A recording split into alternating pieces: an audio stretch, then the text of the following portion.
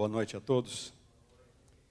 Em primeiro lugar, é uma alegria para mim estar aqui, na Igreja Brasileira de Dallas. Agradeço ao Joisel pelo gentil convite, ao pastor também. E, em segundo lugar, eu quero pedir desculpas por eu estar trajado assim. Eu coloquei esta roupa às 6 horas da manhã. Estou com ela até agora. Não me falaram que eu viria direto do aeroporto para cá. Mas não há problema. Nós vamos falar um pouco sobre o uso da Bíblia. A interpretação da Bíblia. Há muitas coisas que nós precisamos saber sobre o uso da Bíblia, sobre a interpretação da Bíblia. E talvez a primeira delas seria entender que a Bíblia precisa ser interpretada. Algumas pessoas ignoram este ponto. E existe uma velha anedota, daquelas anedotas de igreja, de que num culto pentecostal, o pastor chegou, o pregador chegou e vamos ver o que o Senhor tem para nós hoje, e abriu a Bíblia nessas páginas em branco entre o Antigo e o Novo Testamento, e ficou chocado e falou: o Senhor não tem nada para nós hoje, vamos embora, não é? Na verdade, há muitas pessoas que usam a Bíblia assim. Abrem a Bíblia, eles dizem até que oram, e aí abrem a Bíblia, e onde eu puser o dedo é aquilo que o Senhor tem para mim. Pode ser que em determinadas situações o Senhor utilize este método para nos dizer algumas coisas. Mas eu gostaria de lhes dizer que, como regra, Deus não age assim.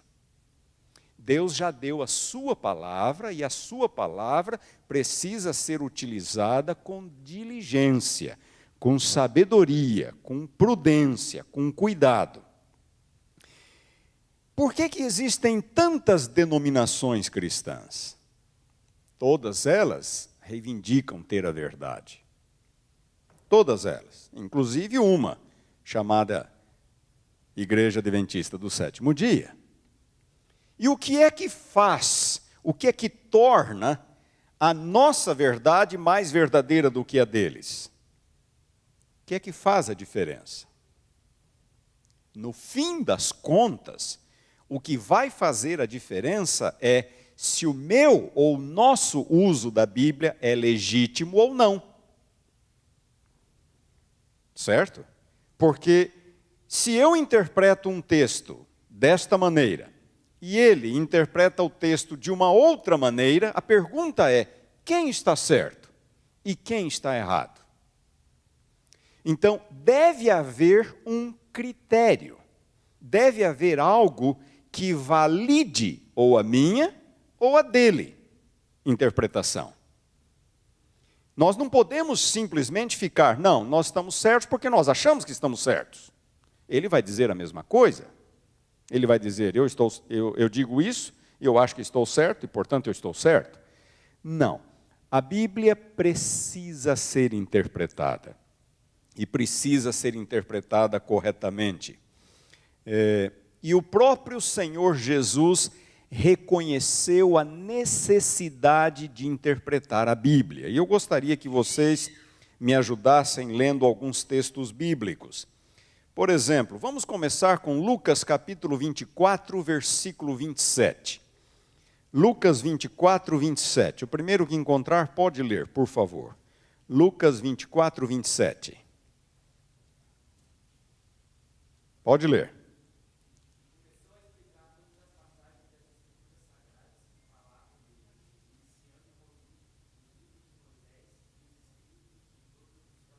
Tá, quem que começou a explicar? Está falando de quem o texto? Está falando de Jesus. Está falando de Jesus. Vocês conhecem a história. Era o domingo da ressurreição, final do dia. Aqueles 2 discípulos estavam indo para Emaús. eles não sabiam ainda que Jesus havia ressuscitado. Estavam cabisbaixos, tristes, frustrados, decepcionados. Jesus os alcança e começa uma conversa com eles. Por que vocês estão tristes? Quem é você? É o único? Acabou de chegar? Você não sabe o que aconteceu? Jesus de Nazaré morreu. Pensávamos que era ele quem haveria de redimir a Israel, e já é hoje o 3º dia, desde que essas coisas aconteceram. E aí Jesus repreende aqueles 2 discípulos. Jesus diz que eles não estavam crendo naquilo que os profetas haviam dito. E então vem esse texto. E começando por Moisés, Jesus passou a explicar as Escrituras para eles. Por que eles estavam tristes? Por que eles estavam tristes? Em última instância, porque eles estavam interpretando a Bíblia de modo errado. Eles não estavam interpretando as Escrituras de modo correto. E, portanto, não estavam entendendo o que estava acontecendo. E não estavam sequer preparados para a ressurreição de Jesus. Então, Jesus teve que explicar as Escrituras para aqueles 2 discípulos desapontados. Então, notem, o ponto que eu quero destacar é o seguinte: o próprio Senhor Jesus reconheceu a necessidade de explicar a Bíblia corretamente, de interpretar a Bíblia corretamente. E Jesus passou o resto daquela tarde explicando a Bíblia para aqueles 2 discípulos, explicando as profecias messiânicas para aqueles 2 discípulos. Eu quero ir para uma outra passagem agora. 2 Pedro, capítulo 3, versículos 15 e 16. 2 Pedro 3, 15 e 16. Me ajudem aí com este texto, por favor. 2 Pedro 3, 15 e 16. O que diz o apóstolo ali? Quem achou, pode ler.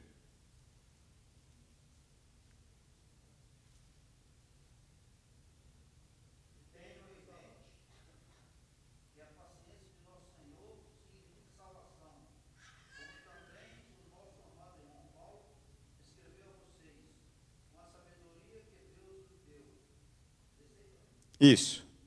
Ele escreve da mesma forma em todas as suas cartas, falando nelas destes assuntos. Suas cartas contêm algumas coisas difíceis de entender, as quais os ignorantes e instáveis torcem, como também o fazem com as demais escrituras para a própria destruição deles. Opa! Algumas coisas interessantes nesse texto. Primeiramente, Pedro está dizendo que existem algumas coisas difíceis nas cartas de Paulo. Você acha Paulo difícil de entender às vezes? Acha ou não? Veja, Pedro era judeu tanto quanto Paulo, falava a língua de Paulo, vivia no tempo de Paulo, e Pedro já achava as cartas de Paulo difíceis de entender. Então, não somos só nós que temos dificuldades de entender o apóstolo Paulo. Pedro já tinha dificuldade de entender o apóstolo. Outra coisa que Pedro diz aí é que aquelas coisas difíceis de entender nas cartas de Paulo podiam ser torcidas, interpretadas erroneamente. E algumas pessoas estavam fazendo isso já naqueles dias. E a terceira coisa que Pedro diz é que interpretar a Bíblia erroneamente conduz a quê? Conduz à perdição, é o que ele está falando.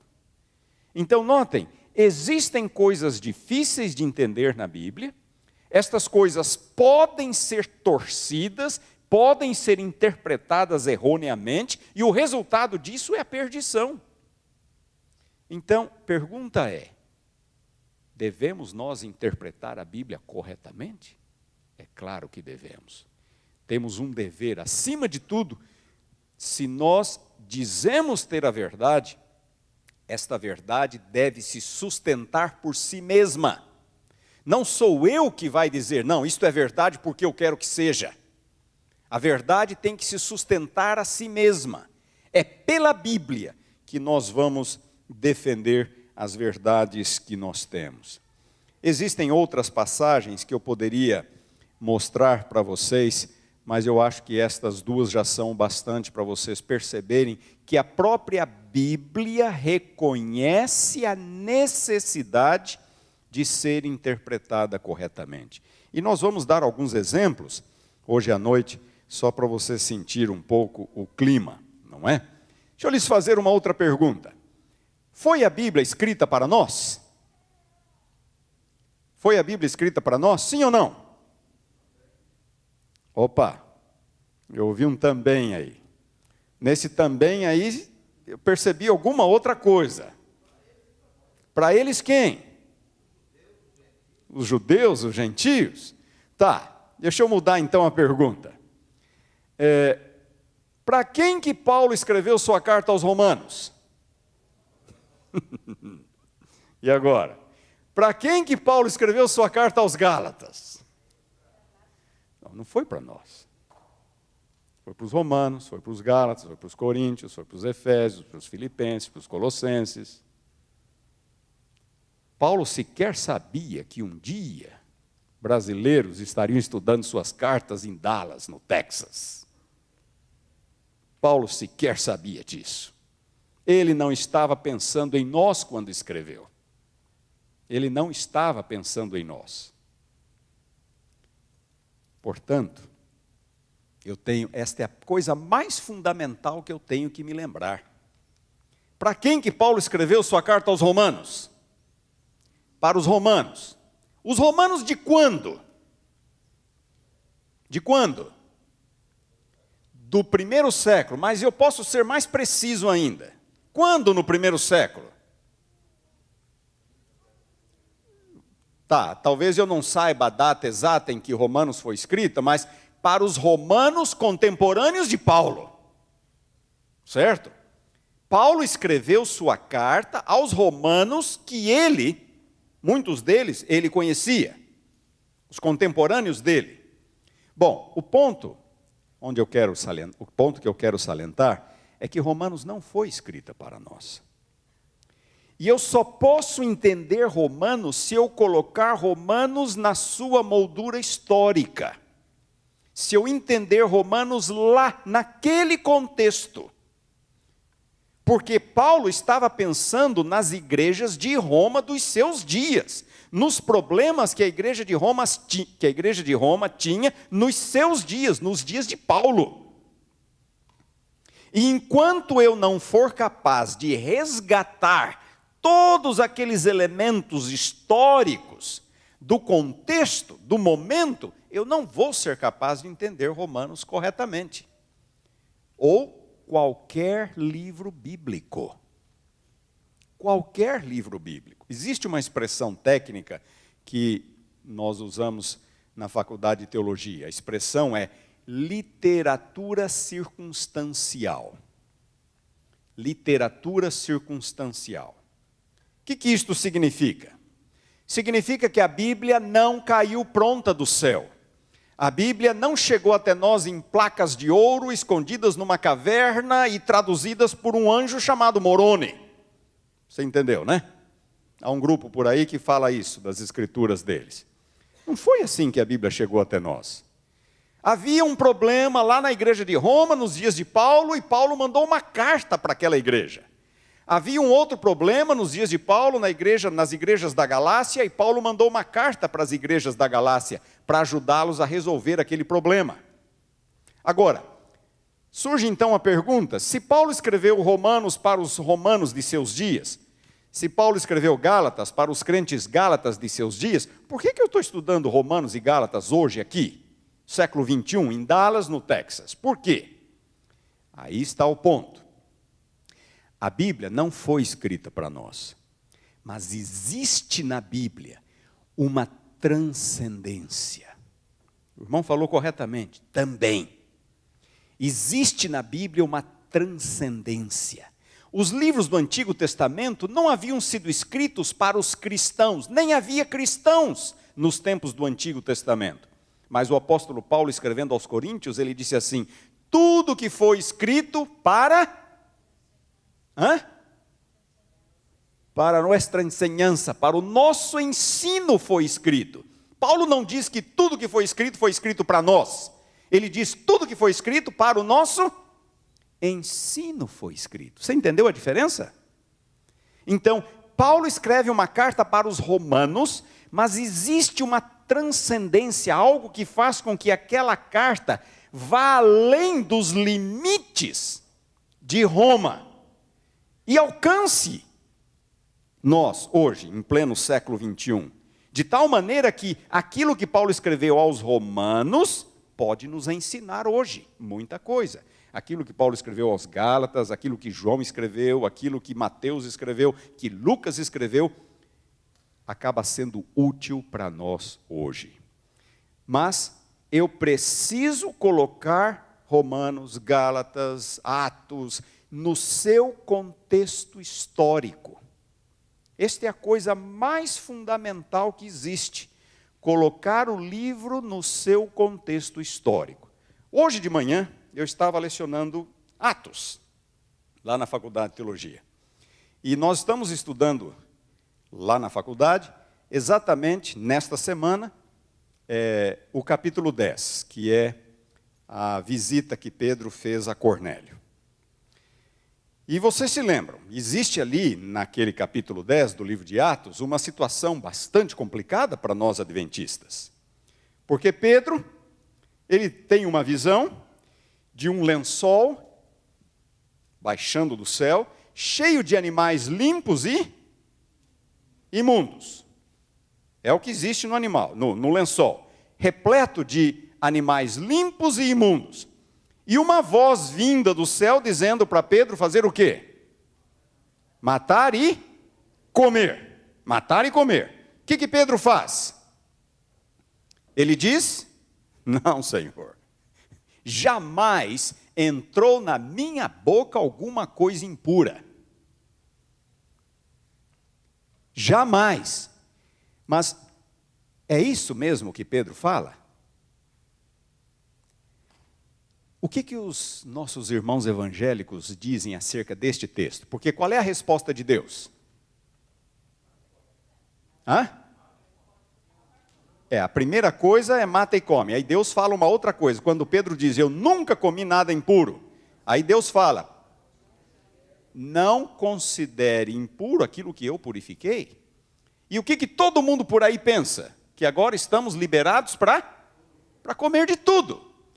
Vamos ver o texto com cuidado. Vamos lá, Atos capítulo 10. Atos capítulo 10, vamos lá. Quero chamar a atenção de vocês.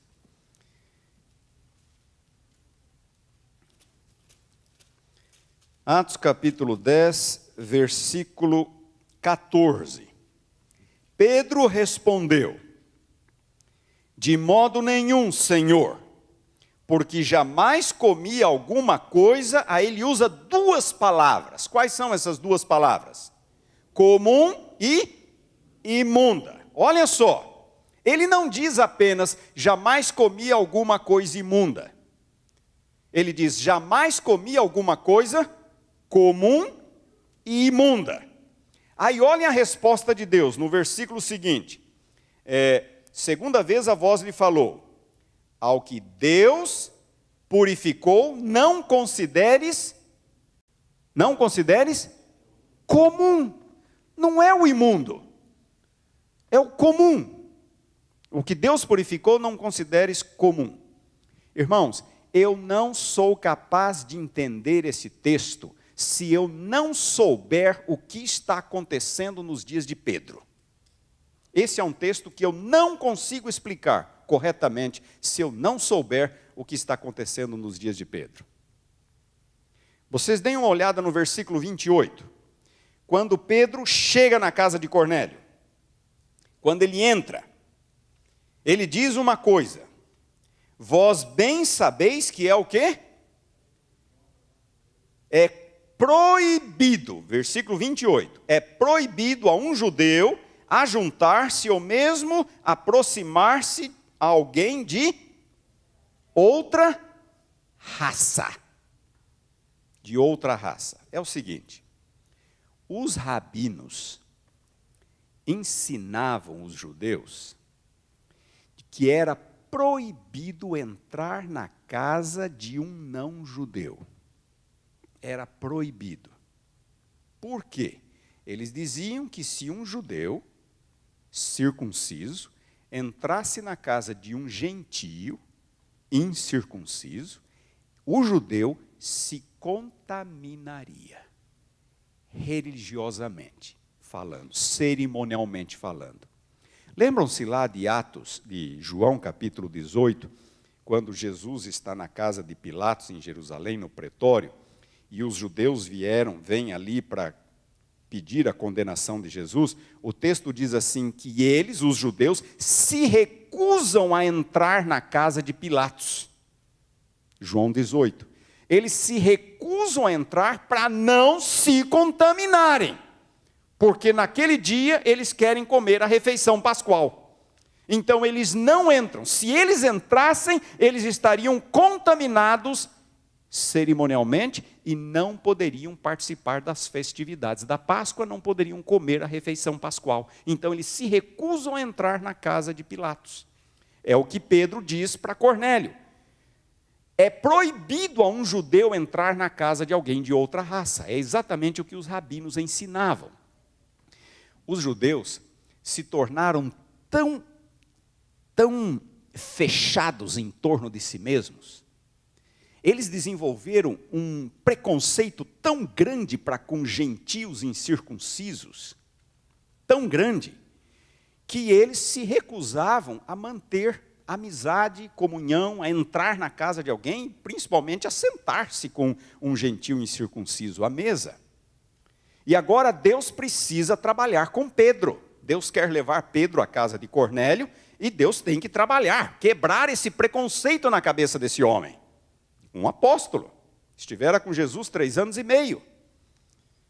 E então os judeus diziam assim, eles desenvolveram no primeiro século um conceito, aliás, já vinha desde o 2º século antes de Cristo, um conceito chamado contaminação por associação. Contaminação por associação. Então eles diziam o seguinte, uma coisa limpa se torna imunda em contato com alguma coisa imunda. Vocês estão me entendendo? Contaminação por associação. Uma coisa limpa, se entrar em contato com alguma coisa imunda, a coisa limpa se torna contaminada. Então, eles aplicavam isso para qualquer coisa, comida, pessoa, e é por isso que eles não entravam na casa de um gentio incircunciso, porque achavam que se entrassem, a associação tornaria o judeu imundo. Tornaria o judeu imundo. Então, os judeus tinham 2 palavras. Uma palavra é a palavra, eu vou ter que usar a palavra em grego aqui para ficar mais claro, a palavra akatartos, que é a palavra aí em Atos 10, qual era o versículo? 14? 14. A palavra traduzida por imundo é a palavra akatartos. E a outra palavra, traduzida por comum, é a palavra koinos. Koinos. Então, vejam só, já volto a essas palavras. Pedro poderia muito bem, já que o lençol estava cheio de animais limpos e imundos, qual era o problema? Pedro poderia fazer o quê? Pega o limpo. Pega o limpo. Ele não ia dar conta de comer tudo mesmo? Pega 1, 2 ou 3 limpos lá, mata e come. Por que Pedro se recusa? Contaminação por associação. Porque na cabeça de Pedro, nem o limpo agora ele podia comer, porque o limpo estava contaminado pela associação com o impuro. E olha então a resposta de Pedro. Senhor, jamais comi alguma coisa comum e imunda. O imundo é o imundo de Levítico 11. Sabe o que é o comum? O comum é o limpo, que havia se tornado comum, contaminado pela associação com o imundo. Então Pedro falou, Senhor, eu não posso comer nem o imundo, que eu nunca comi, mas também não posso comer o comum. O comum é o limpo que se contaminou com o imundo. Eu não posso comer, Senhor. E aí o que Deus fala para ele? O que Deus fala para ele? Não considere comum aquilo que eu nunca declarei imundo. Então Deus não está mexendo no imundo na sua resposta. O imundo continua imundo. O problema de Deus é mostrar para Pedro que o comum, ou seja, o limpo, não é contaminado pela associação com o imundo. Isso é o que os rabinos ensinavam. Não está na Bíblia isso. Não está na Bíblia. Por exemplo, as pessoas podiam ter gato e cachorro em casa. São animais limpos ou imundos? Gato e cachorro? São imundos. Mas isso não me contamina. Jesus podia entrar em Jerusalém sentado num jumento, que é um animal limpo ou imundo? Imundo, mas isso não contamina. Mas eles achavam que gentil incircunciso contamina. Então, o problema de Pedro era uma má compreensão desse conceito de contaminação por associação. O problema de Pedro não era o imundo era imundo, continuava imundo, ele nunca comera e nunca comeria. Um judeu não comeria imundo. O problema era o limpo do lençol, que Pedro achava que agora estava contaminado pela associação com o imundo. E aí Deus fala: Pedro, não considere comum aquilo que eu nunca disse que seria. Não considere comum. Então Deus não mexe no imundo, o imundo continua imundo. Deus quer resolver o problema do limpo, que Pedro achava que estava agora contaminado. Vocês entenderam a situação? Não tem nada a ver com comida, ou com liberar o imundo para comer. Deus nunca liberou o imundo para comer.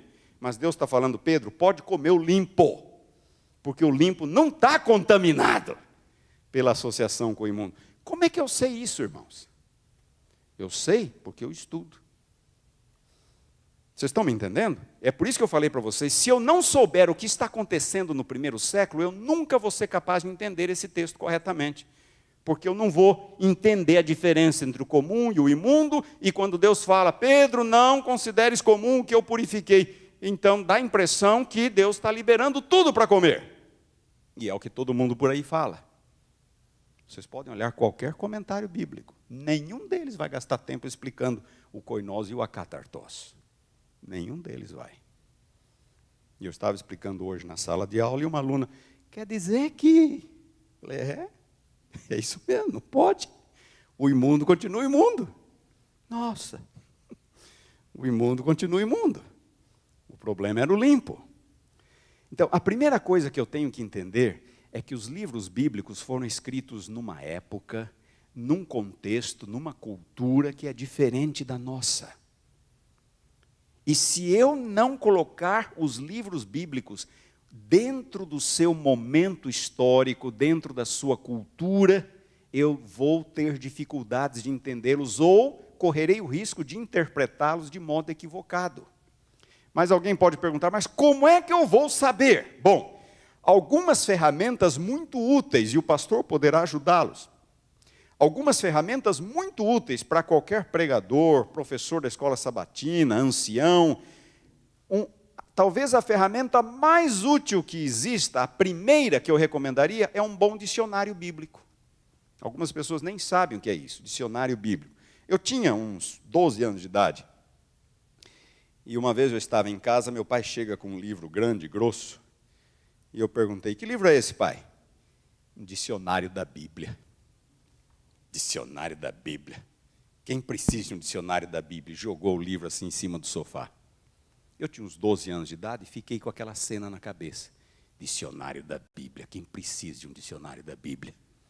E o livro foi para a estante e lá ficou.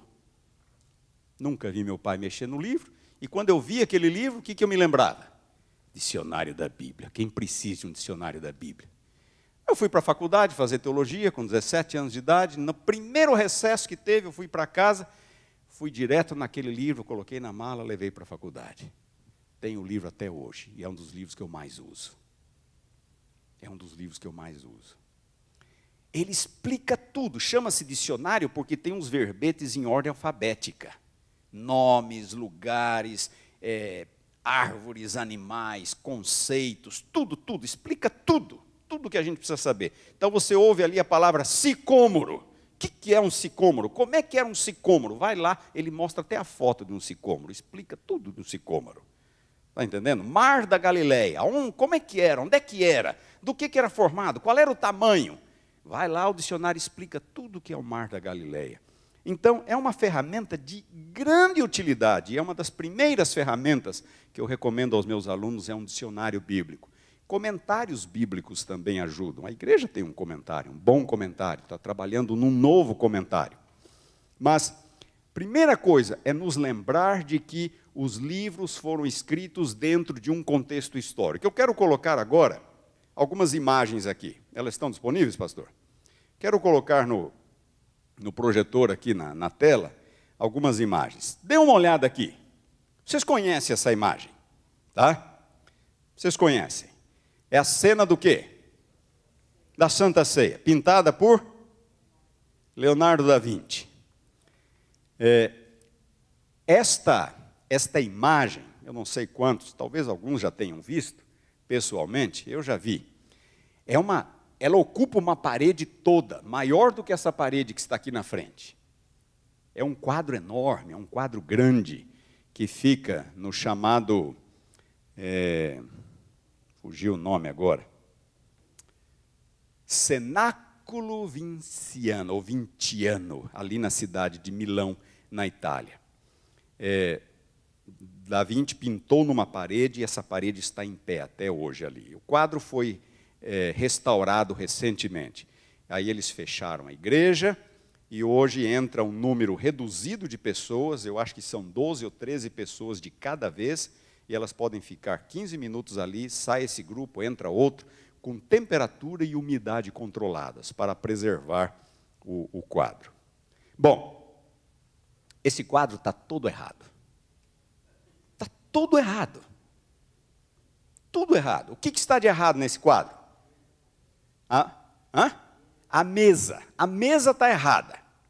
Essa era uma mesa da Europa no tempo de Leonardo da Vinci. As mesas romanas eram mesas baixas. Mas como é que eram assim? Mesas baixas. Mesas baixas porque ao redor das mesas eles usavam divãs. E eles se reclinavam sobre o braço esquerdo, geralmente com as pernas para trás, e usava a mão direita para se servir. É por isso que Maria, quando ungiu os pés de Jesus, ela pôde e os pés estavam lá atrás, fáceis de serem ungidos. Ou você imagina que Maria veio engatinhando no meio das pernas dos homens embaixo da mesa para ungir os pés de Jesus? Você está entendendo? Jesus estava num divã com as pernas para trás, Maria veio e ungiu os pés de Jesus. As mesas eram baixas. As mesas tinham 3 pernas. As mesas romanas tinham 3 pernas, e elas se chamavam triclinium. 3 pernas. Por quê? Porque o chão não era tão perfeito. E uma mesa de 4 pés, num chão imperfeito, o que acontece? Ela balança. A mesa de 3 pernas nunca balança. Os romanos eram inteligentes também. Então, era uma mesa baixa, deitado. Aí diz que João estava reclinado no peito de Jesus, certo? Não, ele não estava reclinado no peito de Jesus. Jesus estava aqui, João estava à sua direita, portanto, João estava reclinado do lado do peito de Jesus. Você está me entendendo? Ele não estava em contato físico com o peito de Jesus, ele estava reclinado ao lado do peito de Jesus. Quem estava do lado esquerdo Jesus estava dando as costas para ele. Mas João estava à direita, então ele estava num lado privilegiado. Então, a mesa está errada, as cadeiras estão erradas, a toalha da mesa está errada, os pratos, os utensílios, tudo está errado, o cômodo está errado. Isso aqui era uma casa da Europa do século XVI. E lá pelas janelas, se você chega ali perto, você vê os Alpes suíços. Você vê os Alpes suíços. Da Vinci estava vendo os Alpes no momento que ele pintou. De Milão você pode ver os Alpes, lá no fundo. Está tudo errado. O que faltou para Leonardo da Vinci, quando pintou o quadro? contextualizar, faltou ter a noção histórica correta. E aí ele acabou pintando uma obra muito linda, extraordinária, histórica, mas está tudo errado. Está tudo errado. Próximo slide. Dê uma olhada nisso aqui. Aquele senhor idoso de barba branca é para ser José, pai de Jesus.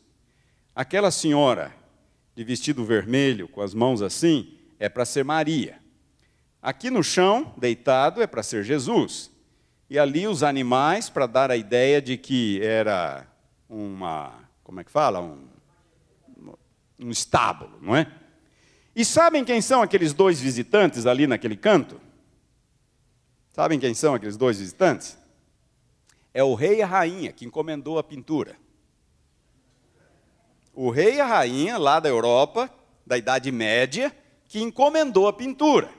Então, eles encomendaram uma pintura para um artista e pediram para o artista, coloca-nos na pintura, para mostrar a nossa fé, a nossa piedade.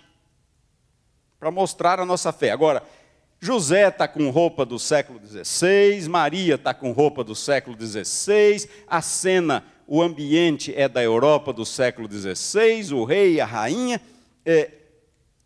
Vocês sabem que nós também fazemos isso? Quando eu abro a Bíblia e esqueço que ela foi escrita para os romanos, para os gálatas, e leio como se ela fosse escrita para mim.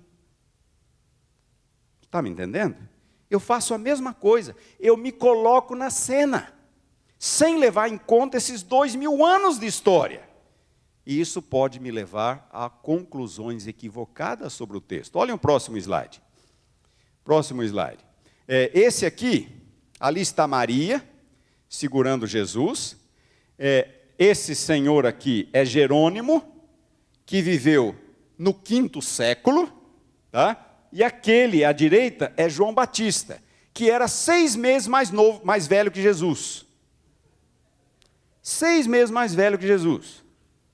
Você está entendendo? E lá no fundo tem um castelo medieval europeu. Lá no fundo tem um castelo medieval. Então, olhem a confusão que se fazia na hora de se ler a Bíblia. Não se leva em consideração o aspecto tempo. Não se leva em consideração que a Bíblia foi escrita num contexto, numa época, para um povo. A pessoa se insere na narrativa e aí começa a tirar conclusões equivocadas. Mais um slide, eu acho que esse aqui vai ser o último. Isso. Ali está Jesus, aqui está Jerônimo, do 5º século, e São Francisco de Assis, que viveu, parece que no século XI ou no século XII.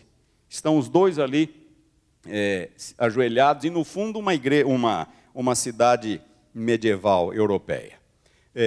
Irmãos, isto é falta de sensibilidade histórica. Então, quando eu leio Atos capítulo 10, eu tenho que entender o que estava acontecendo na época. Por que Pedro teve dificuldade para ir à casa de Cornélio? Por que Deus teve que trabalhar com a visão do lençol de animais limpos e imundos? Era uma linguagem que Pedro poderia entender. No fim das contas, Deus não estava ensinando nada sobre comida, era sobre gentil. Mas Deus usou animais limpos e imundos por causa do conceito rabínico de contaminação por associação. Então, não é tão simples assim ler a Bíblia. Não é tão simples. O Espírito Santo pode traduzir a Bíblia para nós quando nós oramos com sinceridade, com oração, com fé. Mas, se eu quero ir um pouco além, interpretar textos difíceis, eu preciso estudar e me inteirar um pouco mais do que está acontecendo. Então, a primeira coisa que nós precisamos fazer é colocar o texto dentro da sua moldura histórica. Recuar no tempo, conhecer um pouco mais os costumes, as práticas. A parábola das 10 virgens. Parábola das 10 virgens. Nós temos a nossa noção de casamento. Sabem como eram os casamentos judeus? Os casamentos judeus eram assim, marcava-se o dia, mas não a hora. Marcava-se o dia, mas não a hora. Então a noiva ficava na sua casa com as madrinhas, as virgens ali da história são as madrinhas. A noiva ficava na sua casa com as madrinhas E o noivo, na hora que ele bem entendesse, ele sairia da sua casa para ir até a casa da noiva, para buscar a noiva e as madrinhas para a sua casa, para a festa. E a noiva nunca sabia que horas o noivo ia chegar, fazia parte do charme ali. Hoje é a noiva que atrasa, não é? Naquele tempo era a noiva que esperava. E o noivo da parábola de Jesus resolveu ir que horas? À meia-noite, no último horário. A noiva ficou esperando, as madrinhas ficaram, elas se cansaram, dormiram, não levaram azeite adicional, jamais imaginavam que o noivo fosse demorar tanto assim. Aí, de repente, à meia-noite, alguém fala, o noivo está aqui, está chegando. E aquelas que não tinham azeite suficiente, não puderam, ao terem que ir comprar, perderam o cortejo de volta para a casa do noivo e não puderam participar da festa. São detalhes que, quando eu fico sabendo como eram os casamentos nos dias de Jesus, a coisa fica tão mais simples de entender. Tão mais simples. Então, a primeira coisa é colocar o texto na sua moldura histórica, no seu contexto histórico. Outra coisa importante na hora de interpretar um texto é colocar o texto no seu contexto literário. Colocar o texto no seu contexto literário. Vou dar um exemplo para vocês. Vamos para Lucas, capítulo 16. Lucas, Evangelho de Lucas, capítulo 16.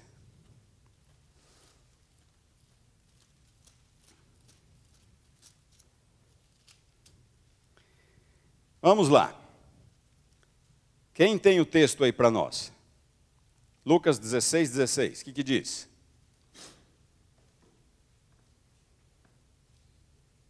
Lucas 16, 16.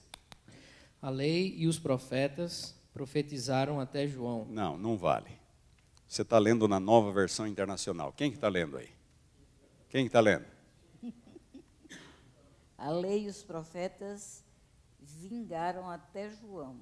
Desde esse tempo. Só até ali está bom. A lei e os profetas vingaram ou vigoraram.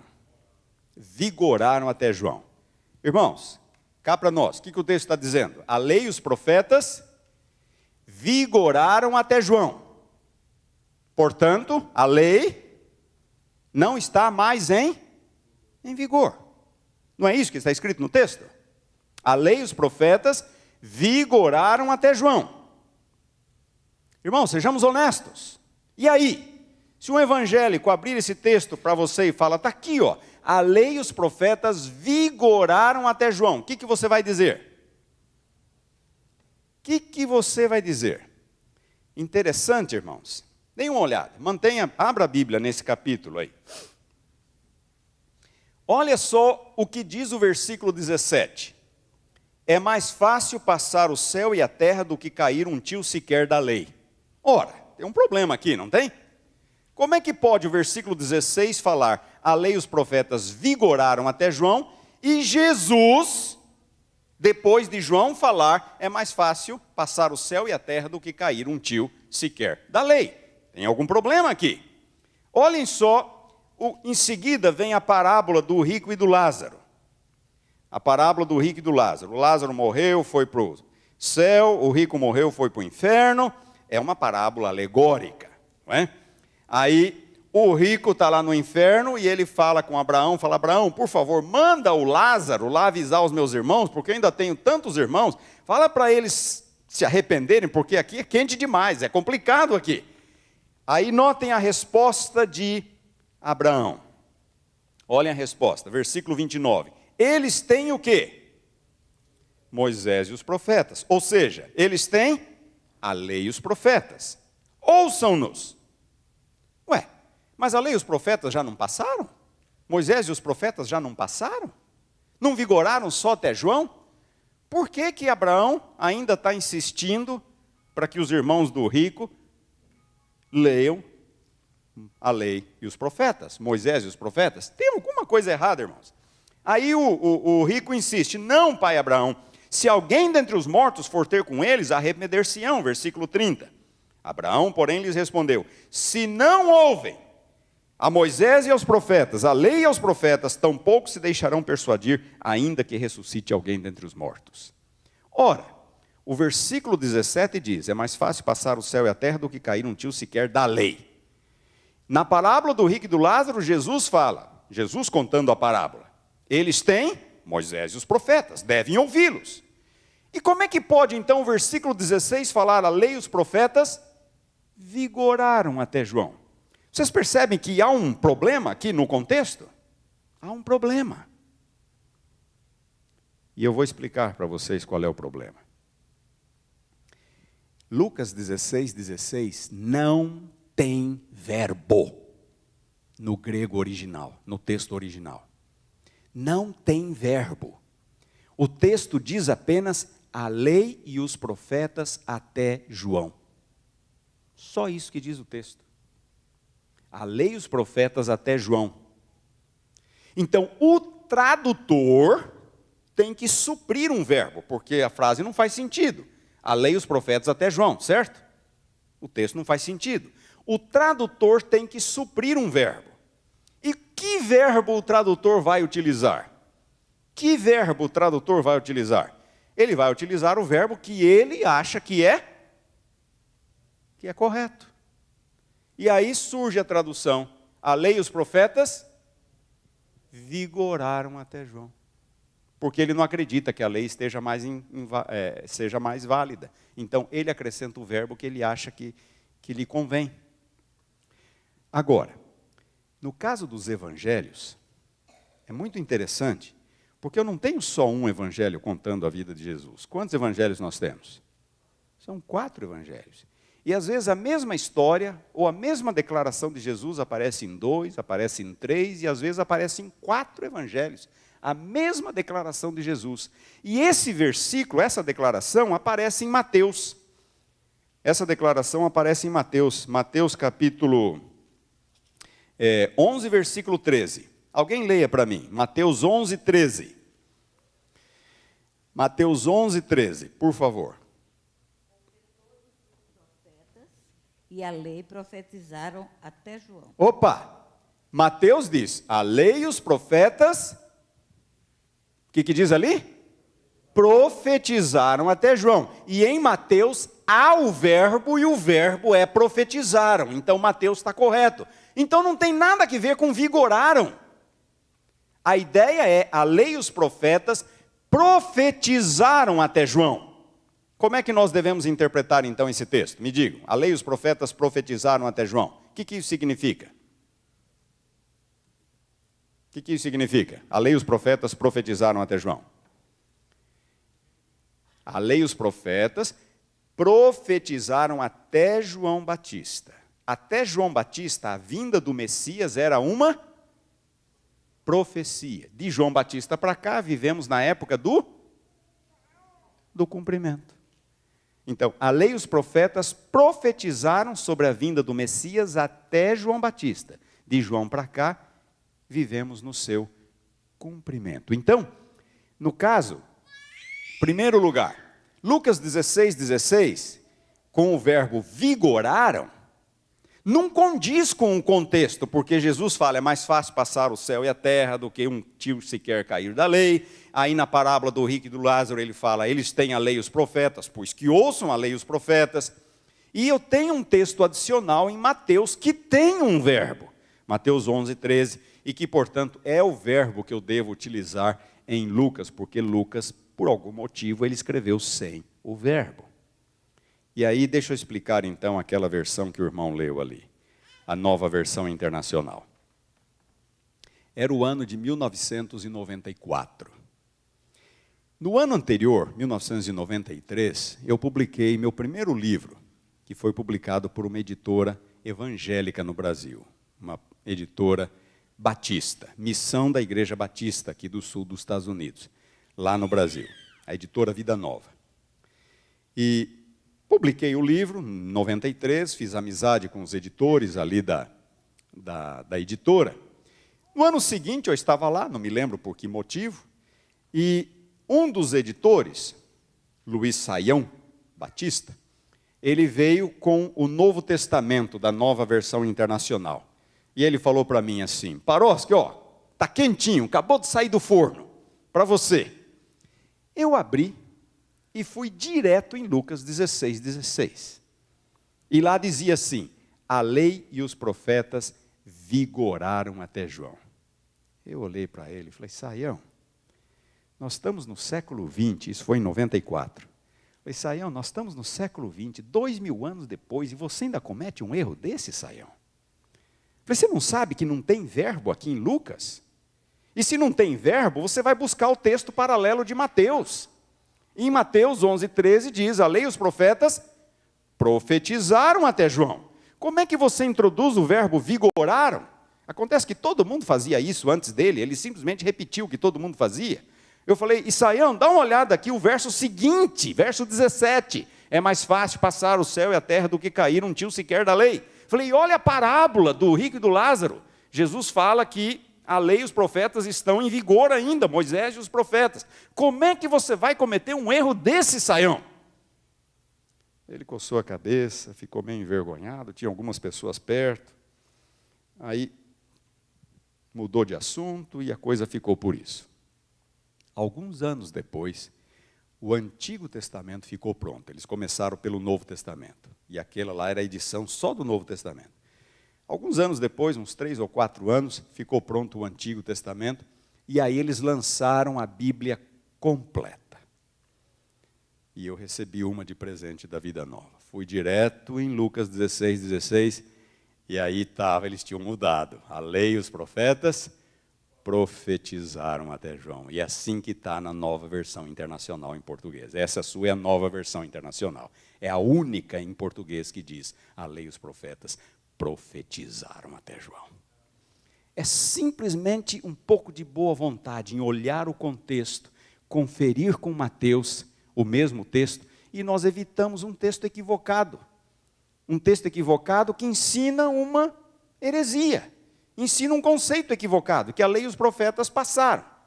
Aí era o ano de 2010, eu estava fazendo meu pós-doutorado lá na Alemanha, na Universidade de Heidelberg, e eu recebo um e-mail do Luiz Saião, 2010. E ele dizia assim: Paroski, baixa o texto da Almeida século 21, acabamos de preparar Almeida século 21, está nesse link aqui, dá uma olhada. E eu baixei, aonde eu fui? Lucas 16, 16. E lá dizia: a lei e os profetas vigoraram até João.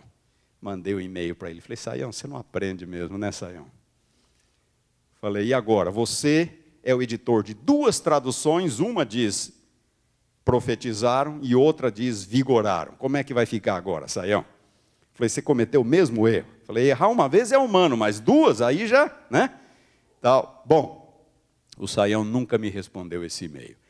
E ele sairia da comissão editorial da Almeida século 21. E a Almeida século 21 continua: a lei e os profetas vigoraram até João. Mas pelo menos a nova versão internacional está corrigida. A lei e os profetas profetizaram até João. Então, eu tenho que ler o texto no seu contexto. Eu tenho que entender a situação histórica, ler o texto no seu contexto, comparar com outros textos bíblicos, e eu vou ter a noção correta, ou pelo menos mais correta, do que está acontecendo. Outras vezes, vamos para um terceiro ponto agora. Outras vezes, eu realmente preciso prestar um pouco mais de atenção naquilo que eu estou lendo. E eu quero convidá-los agora para irmos para Mateus capítulo 5. Mateus capítulo 5.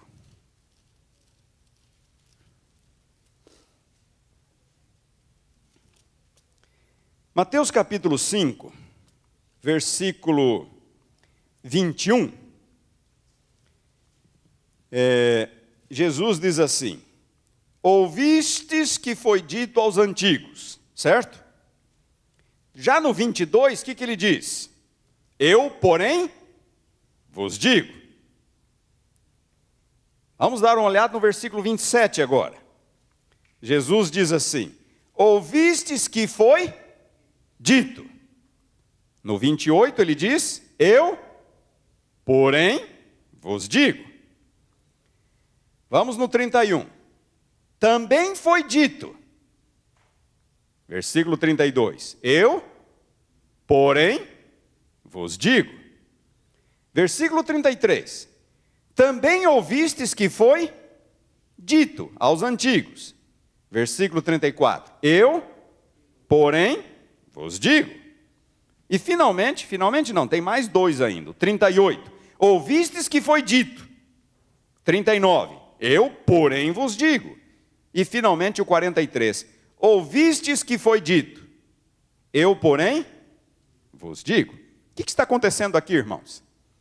E Jesus diz, ouvistes o que foi dito, não matarás. Eu, porém, vos digo. Ouviste o que foi dito, não adulterarás. Eu, porém, vos digo. Vocês sabem como que os evangélicos interpretam esse texto? Ou esses 6 exemplos? Sabem como que eles interpretam? Alguém sabe? Mudança da lei. Eles estão dizendo, Jesus está mudando a lei. Ouvistes o que foi dito, eu, porém, vos digo. Jesus está mudando a lei, e Ele pode, porque Ele é Jesus. Jesus está mudando a lei. Todo mundo fala isso, irmãos. Todo mundo fala isso. Jesus está mudando a lei. Eu também estou dando evangelhos lá na faculdade, e essa semana eu expliquei esse texto para os meus alunos. Esta semana. E o livro que a gente usa é um livro evangélico, e diz lá, Jesus é o fundador do novo concerto, está estabelecendo uma nova lei para os seus seguidores.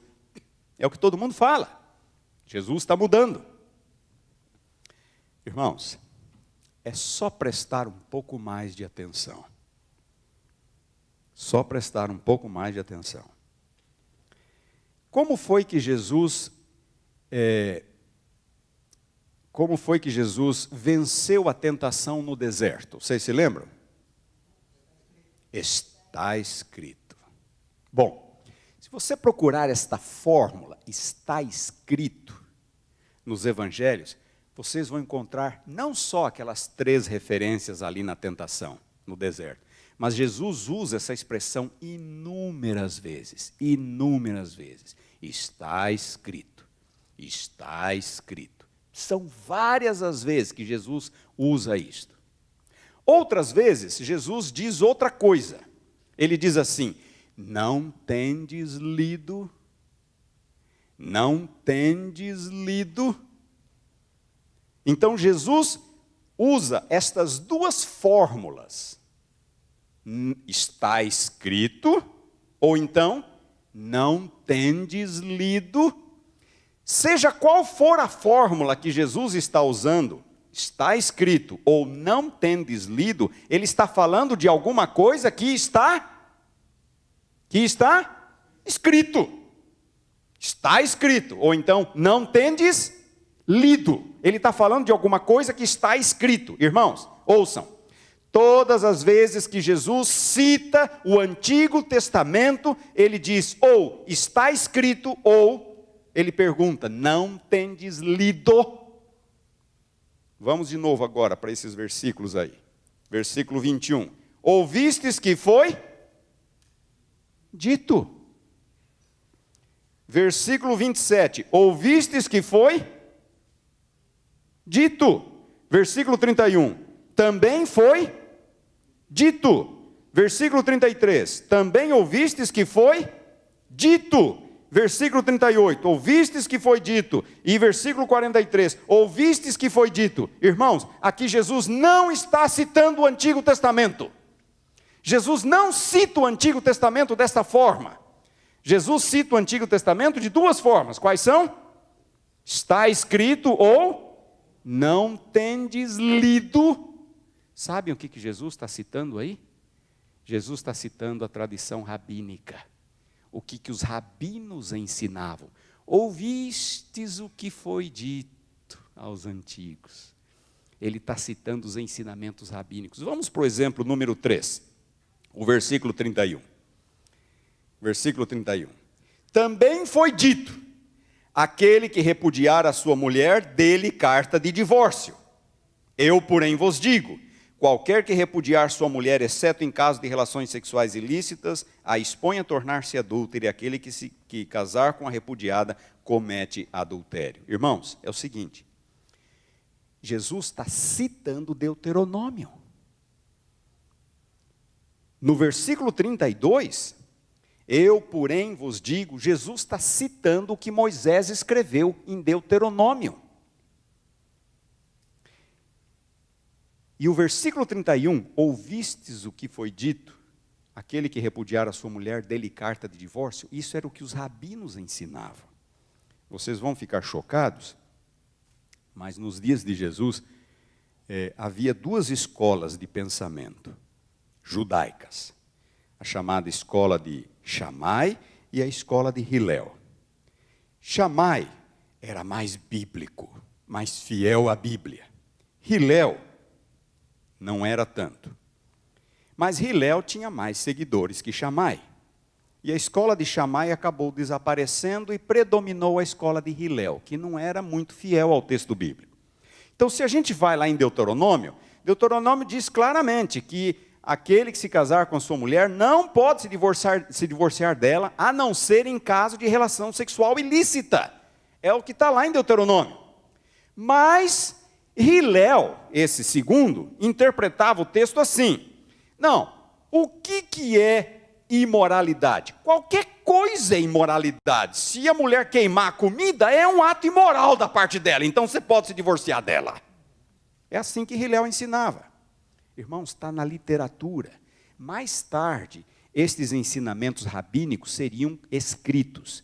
Nos dias de Jesus, eles só existiam de forma oral. Não haviam sido escritos. Levaria 200 anos ainda para eles serem escritos. E hoje nós podemos ler na Mishnah, é o nome do compêndio, e lá diz claramente que o marido pode se divorciar da sua esposa por qualquer motivo, inclusive comida mal feita. Está escrito lá, qualquer motivo. A única exigência era que ele tinha que dar a ela a carta de divórcio. Ele tinha que procurar um escriba, o escriba ia lavrar o termo de divórcio e ele ia entregar isso nas mãos dela. Era a única exigência. Deus nunca permitiu esse tipo de coisa. Lá em Deuteronômio diz, somente no caso de imoralidade ou relações sexuais ilícitas. Então, quando Jesus fala, ouvistes o que foi dito, ouvistes o que foi dito, ouvistes o que foi dito, ele não está citando Moisés. Ele está citando o que os rabinos ensinavam. O exemplo número 6, versículo 43. Ouvistes que foi dito, amarás o teu próximo e odiarás o teu inimigo. Isso não está no Antigo Testamento, irmãos, em nenhum lugar. Mas os rabinos ensinavam assim, você ama o seu amigo, ama o seu próximo e odeia o seu inimigo. Jesus fala, não, você vai ter que amar todo mundo. Você tem que amar até os teus inimigos. Orar por eles, orar pelos que vos perseguem. Então, Jesus não está mudando o que Moisés escreveu, de forma nenhuma. Vocês estão me entendendo, irmãos? Jesus está simplesmente corrigindo os excessos rabínicos, os equívocos dos mestres de seus dias. Então, esse texto é um texto que continua a nosso favor, que ainda hoje pregamos a lei. E não poderia ser diferente. Vamos agora para os versículos 17 a 20, desse mesmo capítulo. Prestem atenção. Não penseis que vim fazer o quê? Revogar a lei ou os profetas. Não vim para revogar, vim para quê? Cumprir. Jesus estava sob a lei. Jesus cumpria a lei como qualquer outro cidadão judeu deveria fazer. Porque em verdade vos digo, até que o céu e a terra passem, nem um i ou um tio jamais passará da lei, até que tudo se cumpra. Aquele, pois, que violaram destes meus mandamentos, prestem atenção agora. Aquele, pois, que violar, versículo 19. Aquele, pois, que violaram destes meus mandamentos, posto que dos menores, e assim fazer o quê? Ensinar. Quem é que ensinava? Os rabinos. Jesus está pensando neles. Aquele que violar e assim ensinar aos homens será considerado o mínimo no reino dos céus. Isso é uma figura de linguagem para dizer que não vai entrar no reino dos céus. Aquele, porém, que observar e ensinar será considerado grande no reino dos céus. Versículo 20. E agora preste atenção no versículo 20. porque vos digo que se a vossa justiça não exceder em muito a dos escribas e fariseus, não entrareis no reino dos céus. Jesus estava pensando nos escribas, nos rabinos. Escriba, rabino, mestre da lei, tudo significa a mesma coisa, eram as mesmas pessoas.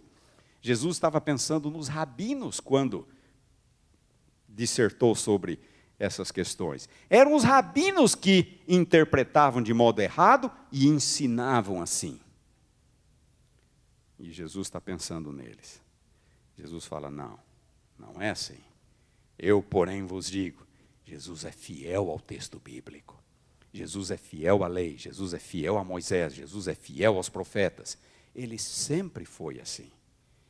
Então, irmãos, às vezes um pouco mais de atenção ao texto é suficiente para nós resolvermos alguns problemas. Muitos problemas. Colocar o texto na sua moldura histórica, colocar o texto no seu contexto literário, ler o texto com atenção, cruzar informações com outras passagens bíblicas, são mecanismos, ferramentas que nós temos hoje que são muito simples e ajudam a resolver uma série de problemas. Existem, todavia, questões difíceis de serem interpretadas na Bíblia. Existem. A Bíblia foi escrita quantos anos atrás? O último livro da Bíblia foi escrito quantos anos atrás? 2000 anos atrás. O último livro, Apocalipse, 2000 anos atrás. O livro de Gênesis foi escrito quando? 3.500 anos atrás. É muito tempo. Numa outra língua, outra época, outra cultura. Outra época, outra cultura. É difícil para nós entendermos tudo que está lá. Existem obstáculos que precisam ser transpostos. Se é um assunto corrente, um assunto moderno, fica fácil. Se alguém chegar para mim e falar, fake news, ninguém precisa me explicar nada, certo? Um dia desse eu recebi uma mensagenzinha, um WhatsApp, dizendo da origem da palavra fake. Você conhece essa ou não? É de Minas. A palavra fake vem de Minas. Ela é usada para pessoas que não têm uma aparência muito bonita. Fulano é fake, dói. Entendeu? É de Minas essa palavra. Mas alguém fala, fake news. Eu imediatamente penso no Trump, ou eu penso lá no Brasil agora, que está um bombardeio de fake news para todo lado lá. Ninguém precisa me explicar nada. Eu ouço essa expressão, eu entendo. Mas de repente eu leio na Bíblia, amontoar brasas sobre a cabeça de alguém. Minha nossa, se o teu inimigo tiver sede, dá-lhe de beber. Se tiver fome, dá-lhe de comer. Porque ao assim fazer, amontoarás brasas vivas sobre a cabeça dele. Que diacho é isso? Amontoar brasa viva sobre a cabeça de alguém? Sabe, são figuras de linguagem que eram usadas no tempo bíblico e hoje eu não entendo. Amontoar brasas vivas sobre a cabeça de alguém significa fazer com que a pessoa se envergonhe do que fez. Então, se o seu inimigo tiver sede, dá-lhe de beber. Se tiver fome, dá-lhe de comer. Porque ao assim fazer, você fará com que ele se envergonhe do mal que ele fez. Amontoar brasas vivas sobre a cabeça de alguém.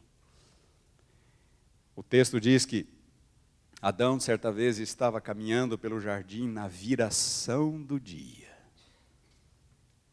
Quando Deus veio falar com ele, na viração do dia.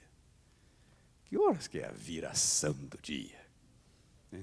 Na viração do dia. É um jeito de falar que nós não usamos mais. Ao entardecer. Adão estava caminhando no jardim ao entardecer. A Bíblia está repleta de figuras de linguagem. E figuras de linguagem são um problema.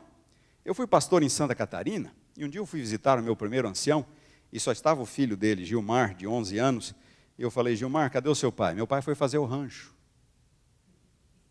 Eu sou do Paraná, sou do norte do Paraná. Isso foi em Santa Catarina. Eu falei, Gilmar, Eu nem sabia que vocês tinham um sítio. Não, nós não temos sítio. Onde é que está o seu pai, Gilmar? Foi fazer o rancho. Bom, Santa Catarina, fazer o rancho é ir no mercado fazer a compra da semana, do mês. Entendeu? Foi fazer o rancho, foi fazer a compra da semana, do mês. Eu sou do norte do Paraná, como eu lhes falei. Não sei quantos aqui conhecem o norte do Paraná. Cidade de Cianorte. Cianorte, Maringá, Umuarama, são cidades planas. O norte do Paraná é plano. Plano.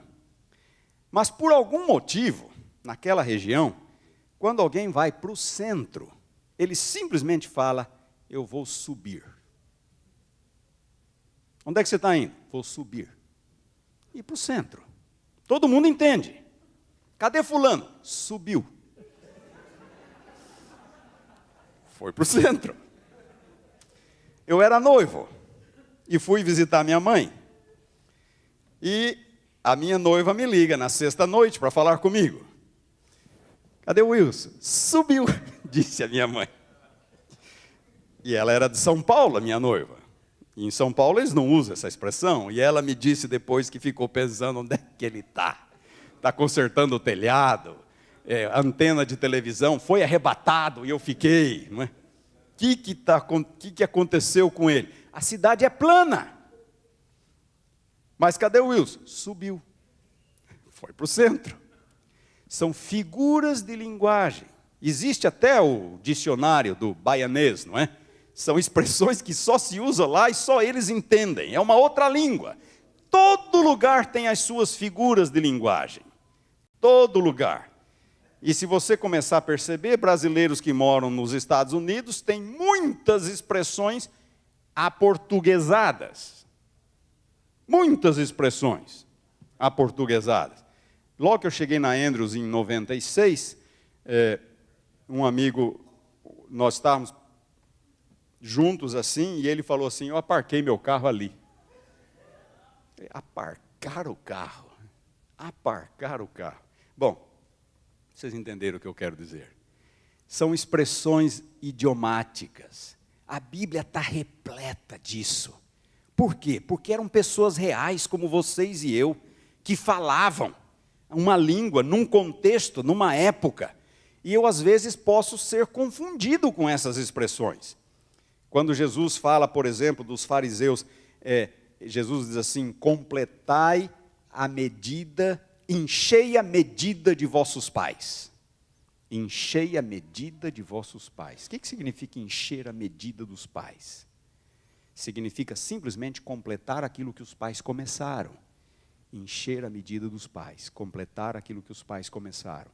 Então, irmãos, a Bíblia, ela é fácil e é difícil ao mesmo tempo. É a palavra de Deus para nós. Ela não foi escrita diretamente para nós, mas existe uma transcendência na Bíblia. Os seus ensinos estão ali para nós. E eles são preciosos, são ensinos que podem nos trazer a vida eterna. Paulo falando a Timóteo, desde a infância conheces as sagradas letras, não é? Que podem tornar-te apto para a vida eterna.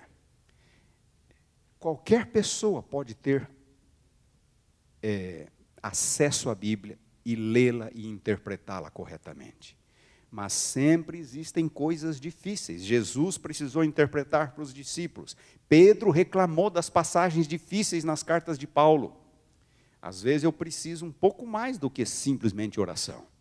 Eu preciso ler um livro, preciso pegar um bom dicionário, preciso pegar um comentário bíblico, ou preciso chegar para o pastor, e é papel do pastor, interpretar a Bíblia também. Só que tem uma coisa, não se esqueçam disso. Nem pastor, nem professor de teologia é uma enciclopédia ambulante. Podemos não ter a resposta na hora, mas é dever do pastor, do professor, trazer no dia seguinte. Eu não sei, mas vou trazer a resposta. É papel dele. Mas muitas vezes nós não precisamos dar esse trabalho extra para o pastor. É simplesmente uma questão de abrir um livro, de dar uma lida aqui, ler esse artigo, ler esse material. A verdade é, irmãos, a interpretação da Bíblia é uma coisa extraordinária, é uma coisa gostosa. mas eu preciso saber usá-la com propriedade. É muito fácil errar na hora que eu estou lendo a Bíblia. É muito fácil cometer erros. E é por isso que existem tantas pessoas aí. Tantas pessoas. Existe um videozinho, estou me lembrando agora. Existe um videozinho na internet de um repórter da Globo que foi entrevistar um pastor de desses grupinhos de fundo de quintal no Brasil. Esse pastor estava tendo relações sexuais com as mulheres da sua igreja. E ele tinha uma base bíblica para isto. Quando Deus fala para Oséias, vai, pega uma mulher adúltera e se casa com ela. Esse pastor não estava vendo o acento no U. Então ele leu para o repórter, olha aqui o que a Bíblia diz, vai, pegue uma mulher do teu povo e adultera. Só que não é o que o texto diz. O texto diz adúltera. Existe picareta para todo lado, irmãos. Sabe? Existe picareta para todo lado. Nós dizemos ter a verdade, nós temos o dever de ler a Bíblia corretamente, usá-la com propriedade. Se a Bíblia não falar por si só, se ela não se sustentar a si mesma, então eu não posso dizer que a minha interpretação é melhor do que a do meu vizinho. Eu tenho que dar razões bíblicas para a fé que eu tenho. Então, que Deus possa nos abençoar, irmãos, para que nós possamos ler a Bíblia, estudar a Bíblia e saber usá-la. Às vezes temos que gastar um pouco mais de tempo. As coisas foram ficando complicadas. Nos primórdios do cristianismo não existia faculdade de teologia. Não existia. Mas à medida que o tempo foi passando, a língua foi mudando, a cultura foi mudando, a Bíblia foi ficando cada vez mais difícil, mais difícil, mais difícil, até que chegou o tempo que precisou ter uma faculdade de teologia para se explicar a Bíblia. Eu posso talvez não ter acesso a uma faculdade, mas eu posso ter acesso a um bom livro, um bom dicionário, um bom comentário, e são ferramentas que me ajudam bastante na hora de estudar e de interpretar a Bíblia. Bom, que Deus possa abençoá-los, irmãos. Eu não sei se há alguma pergunta, direto para a oração. Tá bom. Amanhã à tarde, então, vamos dar tempo para perguntas. Se você tiver, traga a sua pergunta. E se eu tiver a resposta, eu respondo. Se não, eu digo, não sei. E aí o pastor vai estudar durante a semana e vai trazer no sábado seguinte para vocês. Vamos ficar em pé para a oração. Nosso Deus e Pai, obrigado por mais este sábado. Obrigado pela semana abençoada e mais ainda por este dia que podemos descansar, tirar momentos para mantermos comunhão contigo e uns com os outros.